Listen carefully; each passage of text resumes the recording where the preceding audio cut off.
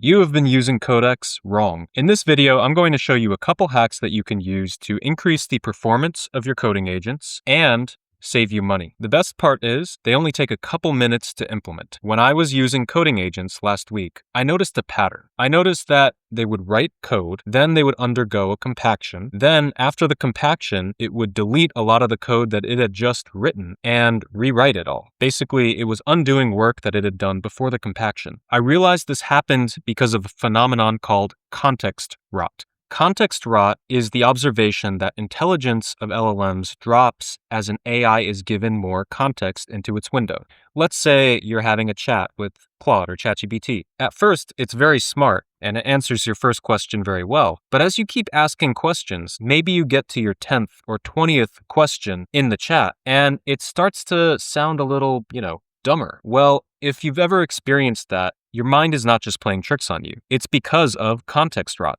You're observing context rot in real time. And the other thing to keep in mind about context rot is that it's actually not linear. There's a steep drop off around 40 to 50% of the context window. In case you're wondering where I get that 40 to 50% number, I'm getting it from this paper right here.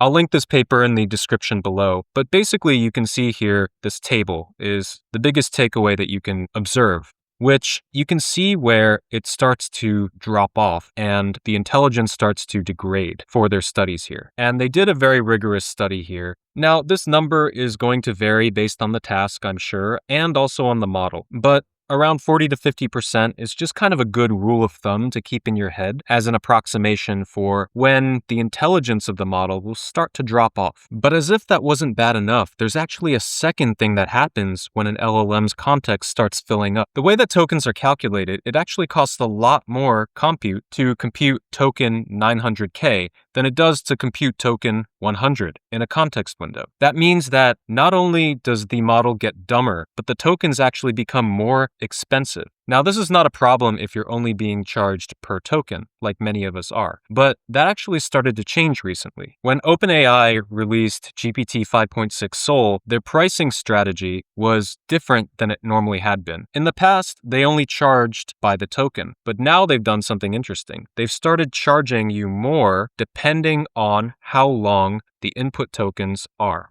So under 272,000 tokens in the context window, they will charge the normal price. However, if you go above those, they're going to be charged at 2 times the input and 1.5 times the output. So we're starting to see that these LLM providers are starting to pass on the costs of having more tokens in the context window to the consumers like us. All right, so we know that context rot is bad. And we also know that going over the context limit will cost us more money. So what do we do about it? Well, in the case of Codex, what we can do is we can actually modify the config file. So here I am in a project, and what I'm going to do is I'm just going to hit nano and then go to the config file. Generally, you can find your config file in .codex/config.toml. That's usually the path to get there. If you have a different path, just ask your agent and it likely will know where to go. So here we are, and there are a lot of settings in here, but the ones that really matter are these guys right here.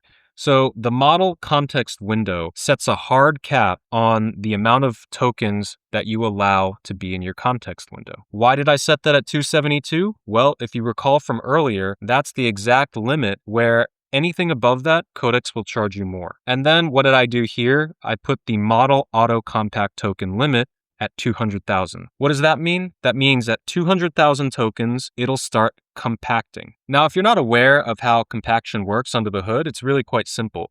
What it does is when it hits this 200K token mark, it basically flags the model and goes, hey, it's time to compact. What it does is it sends a compact prompt right here. More on that later. The compact prompt basically gets the model to summarize what came before it in the previous context window so that it can pass that on to the next context window and the agent can continue. So that's how compaction works. And what you want to do is you want to make sure that it has ample room for compaction. So I give it 72,000 tokens here to compact, which is by all standards and metrics, plenty.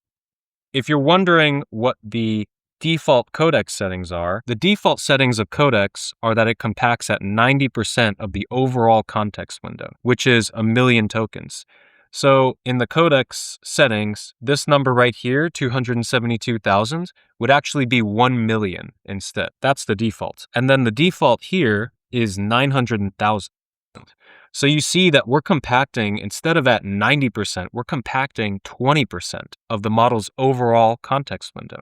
But we're doing that because we don't want to go above the limit because that costs more money. And of course, we want to stay below that 40% that we talked about earlier so that the model does not get dumber. So we've solved the problem of context rot for Codex. And we've also made sure that we're not going to go over the limit and get charged extra for our tokens. But we're not just done yet. There's a second hack here, and it comes from this prompt right here. You see, Codex is an open source agent, which means we can look inside and see what it uses as its compaction prompt. And so if you go into Codex in GitHub and you go to this path, you'll find that the compaction prompt is right here. This prompt is okay, but it can definitely be improved upon. Luckily, we're not stuck with this prompt. We can actually edit it in the config file. So here you can see the variable compact prompt, and then we have triple quotes, and then we have a compact prompt in here. And you'll notice that the one that I'm using is different from the one that Codex uses out of the box. So I changed it a little bit in the sense that I want it to have a structured output where it has a short paragraph about what it needs to do and sort of the direction that I've given it, right? So important user instructions and decisions made. I think that these sort of complex thoughts are better expressed in a paragraph. Then I want it to list any files it was working on so that in the new context, that new LLM doesn't have to try to figure out which files it should use. It already knows which files it needs to read. And then lastly, I told it to list what remaining work needs to be done and the larger task context structure. And I told it to put that in tune format. If you're not familiar, tune stands for token-oriented object notation. And it's designed to be compact, human readable, and designed specifically for LLMs to condense a lot of information in very little tokens. So it's very efficient. Now, I want to be clear. I'm still experimenting with this prompt. There are a lot of different tweaks that can be made to a system prompt, and even like a couple words of direction can drastically change the performance of a prompt.